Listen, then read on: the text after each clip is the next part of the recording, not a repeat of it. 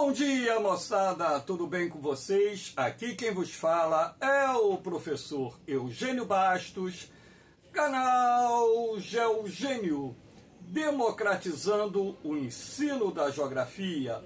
Moçada, vamos fortalecer o canal, se inscrevam no canal, dê aquele like, compartilhe o vídeo e ajude o professor Eugênio Bastos a democratizar o ensino da geografia. Moçada, no nosso encontro de hoje, eu irei falar sobre o acordo entre a União Europeia e o Mercosul. Acordo este firmado no início de dezembro de 2024, após 25 anos em discussão, em desenvolvimento. E sendo assim, o objetivo dessa aula é falar sobre alguns aspectos desse acordo que, na verdade, vai instituir, entre aspas, uma zona de livre comércio entre o Mercosul e os 27 países da União Europeia. Eu falo entre aspas porque não será um acordo totalmente abrangente, ou seja, que venha abranger todas as áreas do comércio bilateral existente entre países do Mercosul e países da União Europeia, mas, com certeza, é um acordo muito interessante que, caso venha a ser ratificado tanto na União Europeia, assim como aqui no Mercosul, trará benefícios não só para o Brasil, assim como os demais países do Mercosul e ainda benefícios para os países da União Europeia.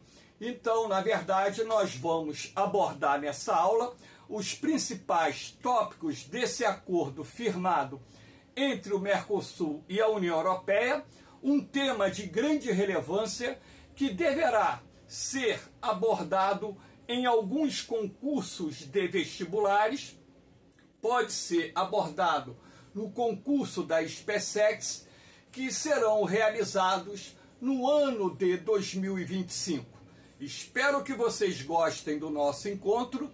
Havendo qualquer dúvida, deixe a sua pergunta na parte dos comentários, que eu terei o máximo prazer de respondê-la. Então, nada melhor do que essa imagem para nós iniciarmos essa abordagem referente ao acordo comercial firmado entre o Mercosul e a União Europeia. Do lado de cá, à esquerda, a bandeira da União Europeia, do lado direito, a bandeira do Mercosul. Então, temos essa foto aqui dos 4 representantes do Mercosul e a representante da União Europeia, lembrando que foi realizado um encontro no início do mês de dezembro em Montevidéu, no Uruguai, onde foi costurado os últimos detalhes desse acordo histórico no âmbito comercial firmado entre o Mercosul e a União Europeia. Então aqui eu digo, após 25 anos de negociação, Mercosul e União Europeia anunciaram no dia 6 de dezembro de 2024 um acordo para alavancar o comércio entre os dois blocos. Os dois blocos anunciaram que concluíram as negociações técnicas durante a cúpula do Mercosul, que ocorreu no Uruguai, com a participação do presidente brasileiro Luiz Inácio da Silva Lula e os outros líderes do grupo. Aqui, inclusive, nós temos a foto do presidente Milei, tá entendendo? A foto do presidente do Uruguai e a foto do presidente do Paraguai. A presidente da Comissão Europeia, Ursula von der Leyen, também participou do anúncio em Montevidéu. Então, esse acordo é um acordo histórico porque, aquilo que eu disse anteriormente, caso venha a ser ratificado, não só lá na União Europeia, porque há necessidade de ratificação, Existe toda uma normativa a ser seguida para que esse acordo possa, de fato, valer tanto lá na União Europeia, assim como aqui no Mercosul. Lembrando que a Bolívia, apesar de já ser um membro do Mercosul, como ainda está em fase de adesão, não participou desse acordo. Consequentemente, quando todo o processo de adesão da Bolívia estiver concluído, a Bolívia também irá se beneficiar desse acordo. Aqui nós temos a síntese do acordo. O acordo comercial entre o Mercosul e a União Europeia tem o objetivo de reduzir ou zerar as tarifas de importação e exportação entre os dois blocos. Eu chamo a atenção que esse termo zerar as tarifas de importação e exportação não abrange todos os itens comercializados entre os países pertencentes aos dois blocos econômicos, mas posso garantir a vocês que milhares de itens estarão fazendo parte desse processo de redução ou desse processo em que essas tarifas poderão ser zeradas e, sendo assim, estabelecendo-se uma zona de livre comércio entre o Mercosul e a União Europeia, que vai intensificar as relações de trocas entre os países pertencentes aos dois blocos econômicos.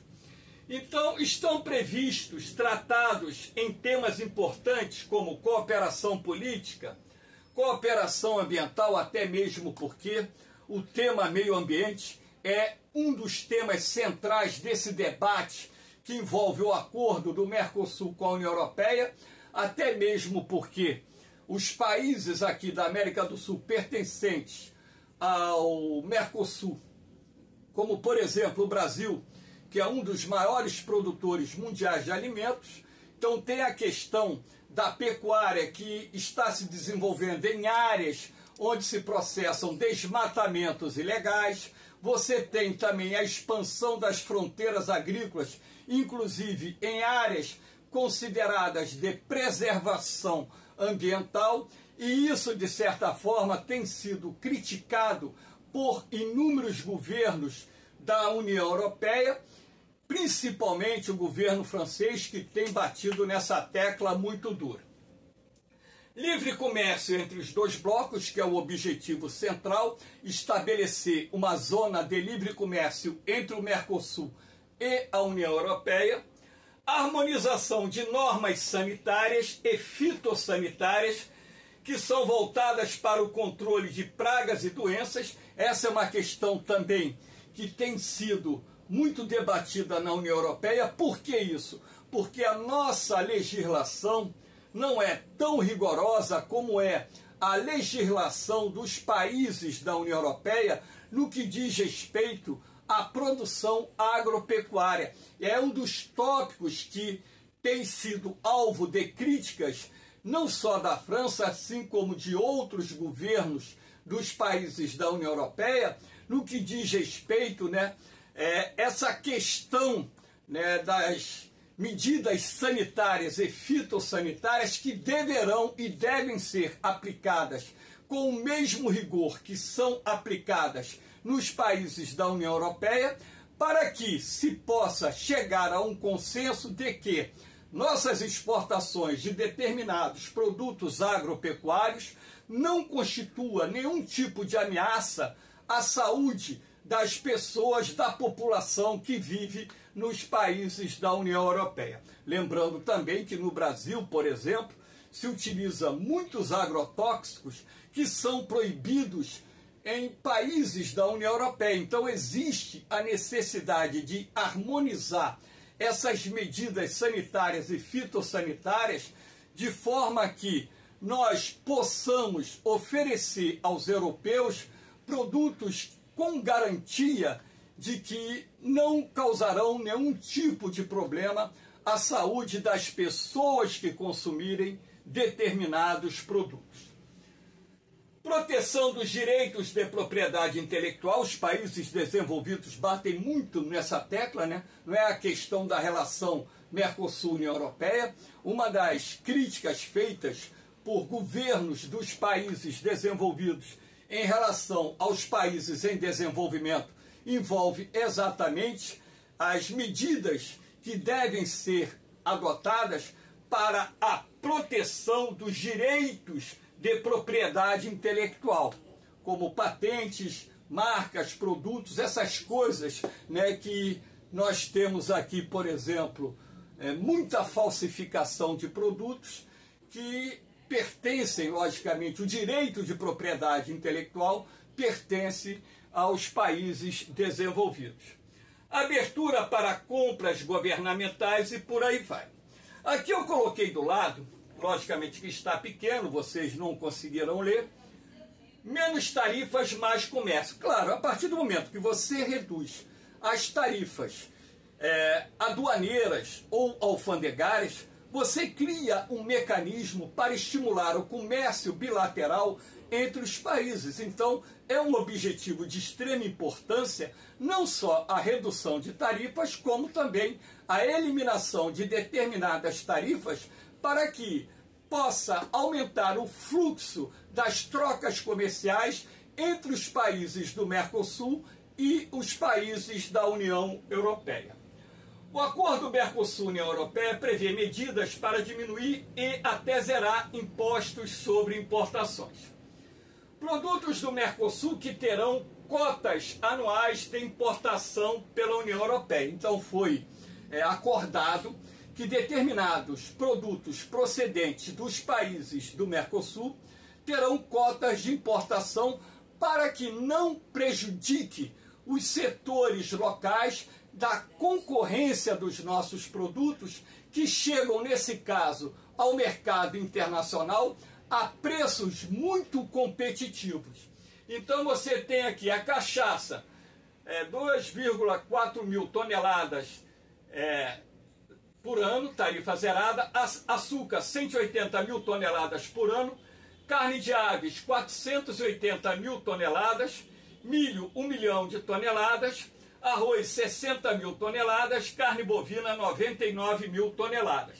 Então, aqui na carne bovina, tarifa de 7,5%, arroz nessa cota de 60 mil toneladas, tarifa zerada, milho na cota de 1 milhão de toneladas, tarifa zerada, carne de aves 480 mil toneladas, tarifa zerada, açúcar 180 mil toneladas, tarifa zerada, cachaça 2,4 mil toneladas, tarifa zerada, etanol industrial 450 mil toneladas, tarifa zerada. Aqui você tem produtos da União Europeia com isenção tarifária, malte, uísque, azeite. Produtos da União Europeia que terão cotas anuais de importação pelo Mercosul. Queijo, 30 mil toneladas.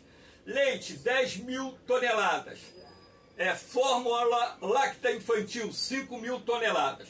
Produtos da União Europeia com regras especiais. Vinho e espumante. Então aqui é apenas alguns dos produtos de uma gama de milhares de produtos que fazem parte desse acordo que foi firmado entre o Mercosul e a União Europeia. Aqui nós temos os próximos passos. Então o acordo foi firmado lá na cúpula do Uruguai, na reunião do Mercosul, no dia 6 de dezembro. Mas isso não quer dizer que esse acordo já está valendo. Aquilo que eu disse, é preciso a ratificação desse acordo lá na União Europeia, é preciso a ratificação desse acordo aqui nos países do Mercosul. Então, aqui nós temos as etapas. Primeira etapa, revisão legal do acordo, para evitar o quê? Embaraços jurídicos. Então é preciso fazer essa revisão. Segunda etapa, tradução para as 23 línguas oficiais da União Europeia e as 2 línguas do Mercosul, para que todos os governos e seus representantes, nas câmaras de deputados, senados, etc., possam analisar todo esse escopo que envolve o acordo comercial entre a União e a União Europeia, entre a União Europeia e o Mercosul, e ali também, claro, fazer os ajustes, porque o acordo final ele ainda não foi firmado. Então, é preciso ainda o debate para ajustar alguns temas que possam gerar, e com certeza gerarão, atritos dentro desse processo de costura que envolve esse acordo comercial entre esses dois blocos econômicos.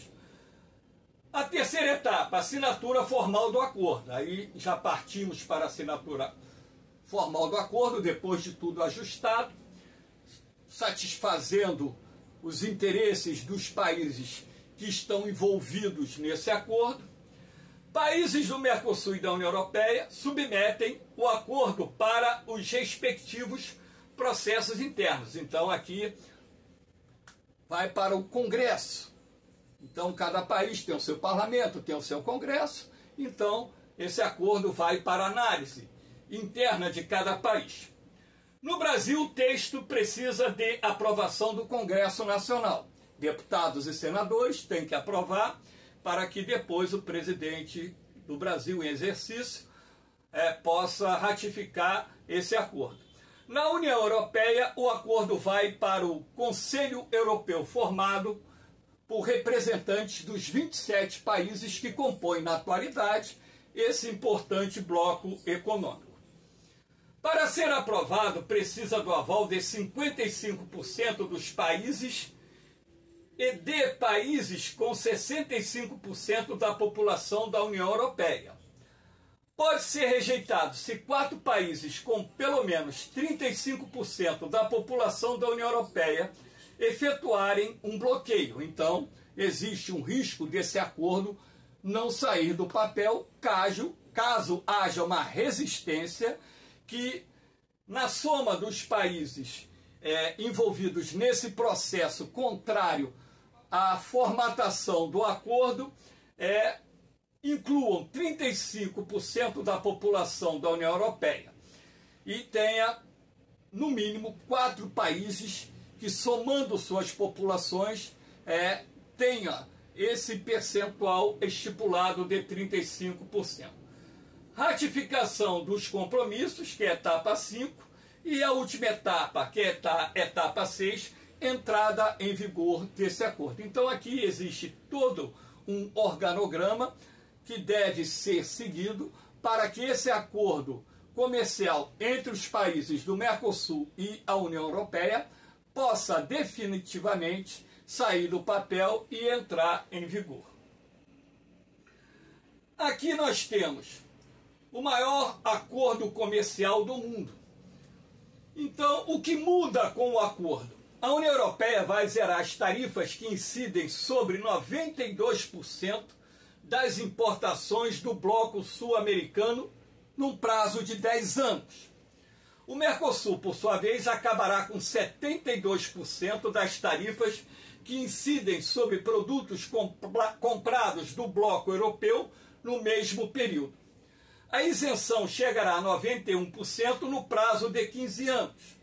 Para o setor agrícola, 81,8% do que a União Europeia importa do Mercosul terá tarifa zero em 10 anos. No mesmo período, 67,4% do que o bloco sul-americano compra ficará sem tarifa. Aquilo que eu disse, nem todos os produtos terão suas tarifas zeradas nesse processo inicial de criação do bloco.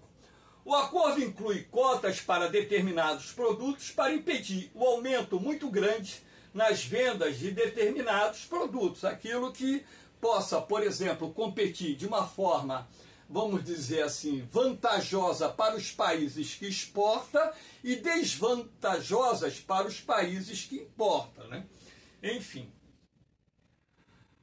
Países europeus que ameaçam o acordo com o Mercosul. Nós temos a posição mais dura do governo francês, aqui nós temos a imagem do Macron, que é o presidente em exercício da França. A Itália, Polônia e Irlanda ameaçam o acordo do Mercosul.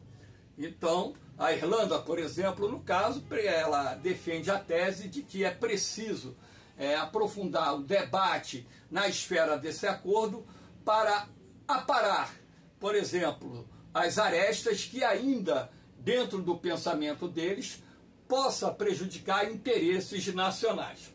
De acordo com os seus representantes, é inaceitável da forma como está o acordo com o Mercosul, sendo o setor agrícola mais vulnerável. Por que isso? Porque nossos produtos agrícolas têm um custo de produção muito menor do que os produtos agrícolas produzidos na Europa. Sendo assim, nossos produtos chegam ao mercado internacional com preços muito competitivos. Qual é o medo dos produtores rurais dos países que compõem a União Europeia? Eu vou destacar aqui a França, onde nós registramos inúmeros protestos, contrários ao avanço desse acordo entre a União Europeia e o Mercosul. Então, os produtores rurais europeus acreditam que esse acordo será extremamente prejudicial à agricultura local. Então, é preciso, logicamente, criar mecanismos que possam evitar prejuízos à agricultura local. Até mesmo porque eu costumo defender essa tese, cada um sabe onde aperta o calo no seu pé.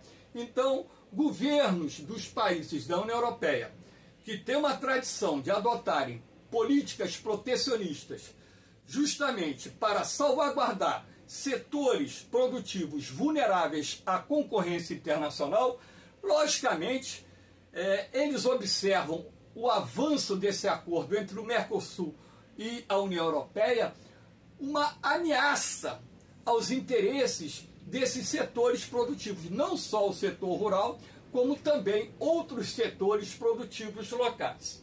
Os agricultores e pecuaristas europeus temem perder espaço com a livre comercialização dos alimentos do Mercosul. No bloco, principalmente os brasileiros. Aquilo que eu disse, o Brasil é, na atualidade, um dos maiores produtores mundiais de alimentos, tem um setor agrário muito forte, o agronegócio brasileiro hoje é um dos mais desenvolvidos do mundo, enfim. Então, isso porque a mercadoria do Brasil passaria a ser mais competitiva em preços, devido à alta produtividade do país e ao aumento do custo de produção na Europa por causa das guerras.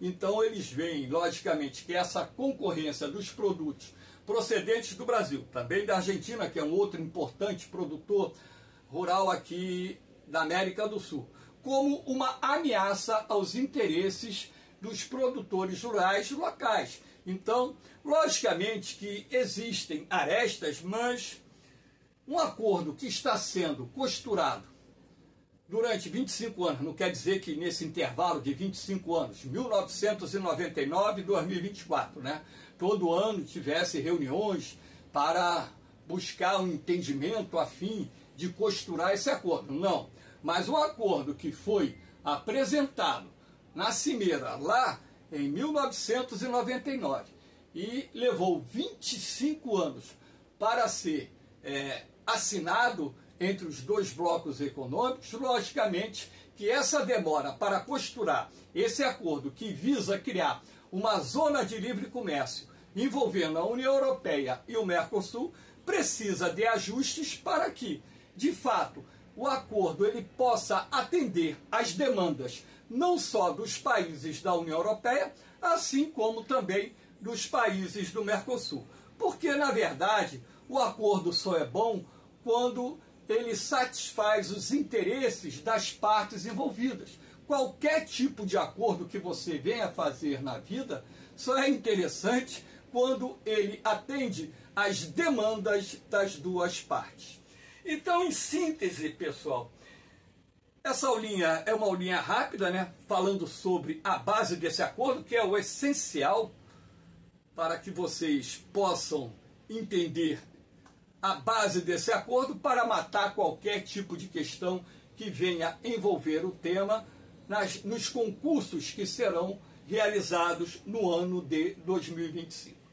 No mais, moçada, espero que vocês tenham gostado aí dessa aulinha. dê aquela forcinha, dê aquele like, compartilhe o vídeo, se inscreva no canal e ajude o professor Eugênio Bastos a democratizar o ensino da geografia. Essa aula foi gravada no dia 7 de janeiro de 2025. No mais, moçada, um beijão no coração de vocês, um forte abraço, fiquem com Deus, eu vou, mas eu volto, hein? Fui!